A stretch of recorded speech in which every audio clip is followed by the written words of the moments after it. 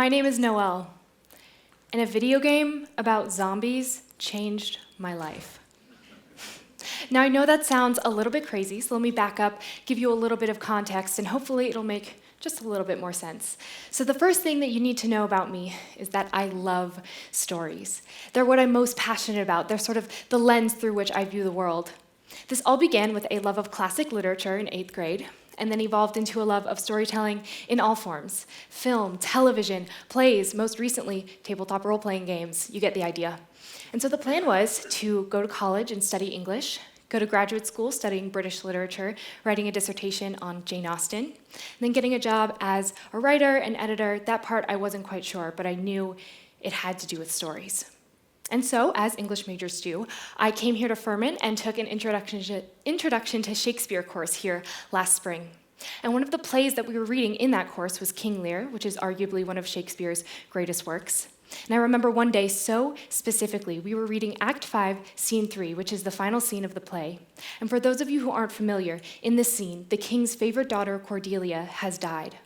And holding her dead body in his arms, he gives one of the most powerful and heartbreaking speeches in all of the literary canon. And while I usually live for the kind of stimulating academic conversations that we have in these college-level English courses, I found myself having trouble paying attention that day. See, my mind kept going back to a video game that I had played only a few weeks earlier, The Last of Us, released by Naughty Dog Studios in 2013. And see, this game kept coming up in my mind because in the opening scene, you're playing as a man named Joel, trying to get his daughter Sarah to safety in the midst of a zombie outbreak. And amongst all the chaos, she is shot and dies in his arms. And in that moment, I was in shock because these two scenes could not have been written in more different contexts, with 400 years of time and technology between them, and yet they were able to achieve an identical narrative and emotional moment. Right? Because in a video game where you're spending a lot of time killing zombies, that's not what it's about. That's the context, the framework. At the heart of this game, it's a beautiful father-daughter relationship that explores some incredibly complex moral themes. Because I've read a lot of books and seen a lot of movies and TV and plays, but no story I have ever experienced has had such a strong emotional impact on me. And I truly believe that it's because it was told as a video game. Because that day I realized that games can be just as interesting and complex and tragic and heartbreaking and uplifting and beautiful as any other storytelling medium. That day I realized that video games are the future of storytelling. So, what is it about games that makes them unique, right? Well, let's look at the history of storytelling in general, going back a few thousand years to oral storytelling, where people would just sit around and talk to each other, right? And so, while the mechanisms by which we receive these stories has changed significantly over the years, going from page to stage to screen, the way that we perceive and understand these stories has stayed mostly the same. Because with traditional storytelling media, we are passive observers. We are confined to the reception of information, but not with games. See, with a video game, we are in the epicenter of the action. We are making decisions on who this character is, where they're going, what they're saying, how they're interacting with the world around them. And that is incredibly immersive. Think about it. If you've ever played a game or know someone that has, when your character dies, you don't say, "Oh no, my character died," right? You say, "I died." Why is that? We're so immersed in what's going on that it can almost feel that way, right? One of my very favorite fictional characters from To Kill a Mockingbird, Atticus Finch, once said, "You never really understand a person until you consider things from his point of view, until you climb into his skin and walk around in it." And I think that's exactly what video games are designed to have us do, right? So to better understand how games can tell stories through gameplay, let's look at a graph of classic storytelling, right? So you'll see this in any introductory English course. So we have the introduction, which was the exposition, telling you what's going on, setting it up. The inciting incident, that's going to kick off all of the action. The rising action, where things are getting more intense, the stakes are raising, right? And that all comes to a point at the climax. So what we can actually do is look at how a lot of game levels are actually designed. Now you'll notice that this graph is almost the exact same shape, So what it is we have the introduction, where we're introducing the world to the player, getting them used to how to play it and what are called the game mechanics, right? Then we have the inciting incident, which would be the first puzzle, the first enemy encounter, that sort of thing. Then we have the rising difficulty. So what we're going to do is start iterating on those game mechanics that we've introduced to the player, challenging them in new ways.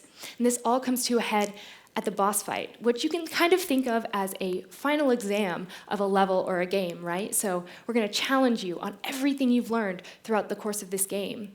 And that ultimately is what's so engaging about games for us, because it's sort of human nature that we like to be challenged and we like to overcome those challenges, right? We love that feeling of triumph. And that's what games give us. So going back to how we can use stories this way, some of the most emotionally impactful moments for me in The Last of Us were when the stakes were rising, things were getting more intense, right? And at the same time, in the gameplay, they're pulling resources away from me. They're making me feel uncomfortable and challenging me in a new way that I hadn't experienced in the game before. And what that is designed to do is to have us experience all of the emotions that these characters are feeling in the exact same way. All of the anger, the fear, the frustration, the panic. I was feeling that too.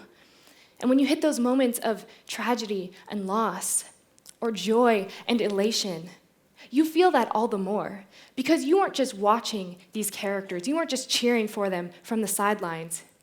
You were in the middle of it. You were struggling and overcoming right alongside them. And you feel like you earned that, right? So as much as I love to talk about The Last of Us, and trust me, I really, really do, it is by no means the only story in a video game that has been done really well. All of the games on the screen and dozens more have iterated on stories through games in their own unique way. And I think that's really beautiful. A few of my personal favorites, BioShock, which is actually a critique of Ayn Rand's philosophical ideas of objectivism told through a first-person shooter. We have 1979, Revolution, which is an autobiographical story of an Iranian journalist and his experiences during the Iranian Civil War. We have That Dragon Cancer, one of my very favorites, a story of a family and their 2-year-old son who is diagnosed with a brain tumor and his fight with a dragon called cancer. See, video games can handle these incredibly complex and mature themes, right? But that is not necessarily an industry standard. 25-year industry veteran Evan Skolnick wrote a book called Video Game Storytelling, in which he compared most video game narratives to have about the same quality as a direct-to-disc movie. A direct-to-disc movie, we can do so much better than that.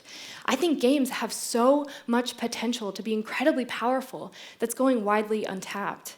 Now, before I move forward too much, it is really important to note that when I talk about games as a storytelling medium, that's just a niche of this medium. So what most games are still doing is focusing on creating an engaging gameplay experience for the player. And that's perfectly reasonable. That's what's unique about this medium, is the gameplay, the interactivity. And I think what's so beautiful about this medium is that the types of experience that the developers can present to a player is infinite. It can be just about gameplay, just about story, and everything in between. And I don't think that's to be discounted.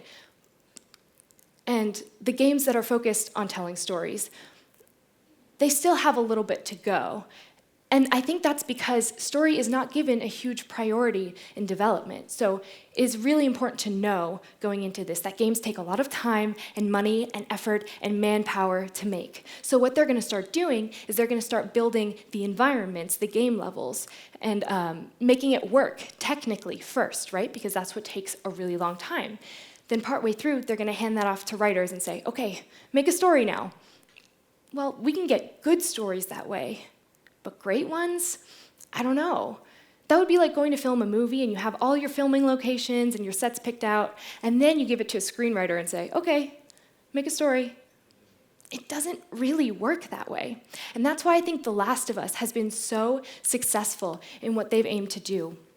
Because the creators of this game have been so outright in the fact that every single decision that they make in development is about the story. Creative director and writer Neil Druckmann said in an interview that they had all kinds of ideas for enemy types and crazy power-ups, things that would have made the game more quote-unquote fun, right? But they ended up scrapping all of that because it would have compromised the integrity of the story that they were trying to tell. This design philosophy is so rare in the industry, but I think it's a really important one. Now, it would be kind of unfair for me to stand up here and say, okay, everyone just make all your games about story all the time, as much as I want to say that. Because there are so many people that are involved in the development process, right? And they all want their say. And it takes all of those people to make a great game.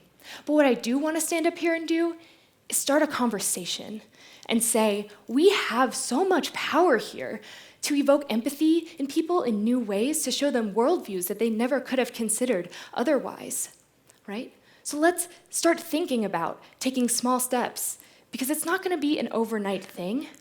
But how can we infuse story into every pixel that is on that screen, right? And games are still so new as a medium. Film has been around for over 100 years, whereas games have only been around for about 30 as we know them, right? And we need to start taking steps to catching up artistically, because technologically, we're kind of far behind. But what's so exciting about this, for people like me who want to be writers, is this is the Wild West, and we get to be the pioneers, right? We get to find new ways to think about games that we never could have considered before. And so as you can imagine, my plans have changed quite a bit. I've added a computer science major along with the English.